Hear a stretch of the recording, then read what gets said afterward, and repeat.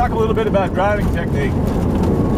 Obviously, ice racing is a lot different than anything you're likely to do on the road or any circuit racing you're likely to do, unless the circuit's covered in ice. It requires a fine mix of aggression and quick steering, as well as finesse and feel. It's hard to explain, really. It takes some practice, but I'll try to give you some of the key points. So we're on a practice lap before the races begin, so I've got a little bit of room here. I can try to talk to you a little bit, but a lot of it is about weight balance and transfer, and in order to get the car to not understeer through a turn, you really need to set the car up so that it's got some oversteer long before you hit the apex. You've got to be going sideways before you get in the turn if you want to maintain that drift all the way through. And one of the ways that you do that is to tap on the brakes quick, to shift some weight to the front, and then when you've got that weight on the front, use that to get the car to turn whichever way you want. And if you can see what I did there, I actually turned the wrong way going into the turn. That's called a Scandinavian Flick, and that wasn't exactly perfect, but that way you can get the tail out and send the car in sideways, which is vital. Sometimes you really need that extra little bit of a flick to try to get the tail around, otherwise you'll understeer like I did there. Now this is a faster turn, so you don't really need to do the flick as much there. In fact, you can really just turn in, kind of hang on. You can see I'm using a lot of steering movement to keep the car on the edge. I just had something go off here, so I'm going to slow down a little bit. You got to be careful, otherwise you'll wind up in the snowbank like that guy, which is never fun. So again, we're going to turn the wrong way, turn the right way, get that tail to come around. That time wasn't quite perfect. I didn't quite hold it long enough. I slid out still.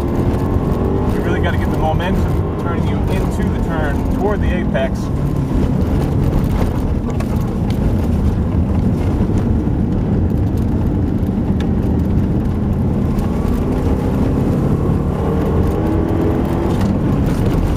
Sometimes a couple of turns will flow together nicely, like that sequence there, so you can come around and come right out of one turn and right into the next. And those are, of course, the best. So I'm finding this talking a little bit distracting. I'm going to shut up now and drive.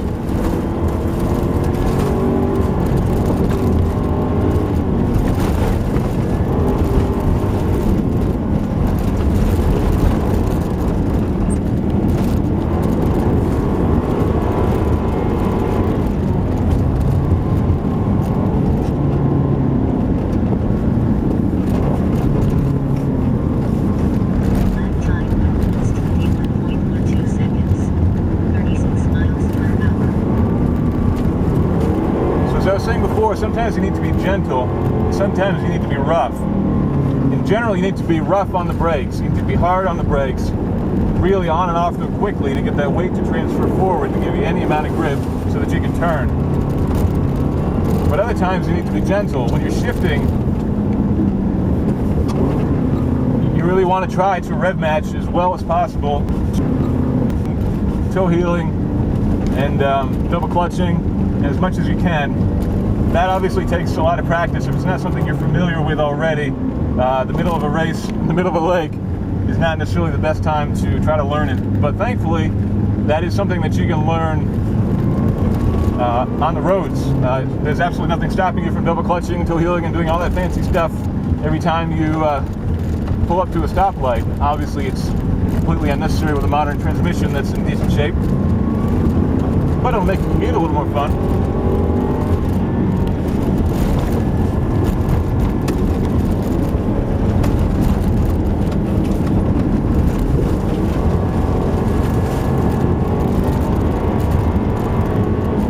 Though you don't need to be shifting that much generally with these courses. Typically you'll be in second gear for the majority of the turns, going up into third on the front or whatever the longest straight is, and then backing it back down a second for the first turn. It's rare that you'll need first because there's really just not enough grip to use first gear. You'll spin your tires and go nowhere.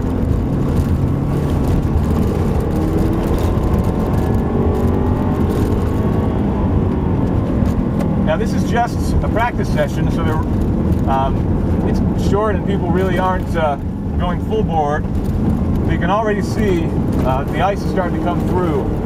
The rough stuff on top that the guys with the Menard tires create for us is already being polished off, and we're starting to see some clean ice come through. And clean ice is not good for we non-studded folk. Clean ice means no grip, or little grip anyway. That means you've got to change your lines, particularly braking. The braking zones, people tend to take so many different braking, brake in so many different places that those zones don't tend to get so bad. But you will often need to shift yourself offline when you get to the braking zone, just to make sure you have grip. Then on the turns itself, you'll see the apex start to get very, very polished. You'll see the racing line become darker as you get later in the race because that ice starts to come through. And what that means is you may need to completely change your line into that turn or any turn that's become polished because there's just no grip on apex. That may mean that you take basically a rain racing line where you'll come in off apex, come in offline, and then go wide through the turn to go outside and find some grip, and then come back inside again on the way out. It's completely different, completely backwards from what your typical racing line would be. But if you want to find grip, sometimes it's what you got to do. And a lot of it also depends on what kind of a car you're driving. If you've got a lightweight car, sometimes it's still quicker for you to just stay on that super slick ice and just kind of tiptoe your way through the corner. On a heavier car like this, with more power, sometimes it's quicker to run wide, go through the outside, where the rough stuff is, where all that snow gets kicked out, so that you can get some grip. You can keep moving through the turn.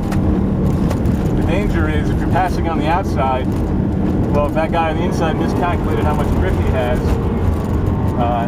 you and he are going to get kind of close. A little too close.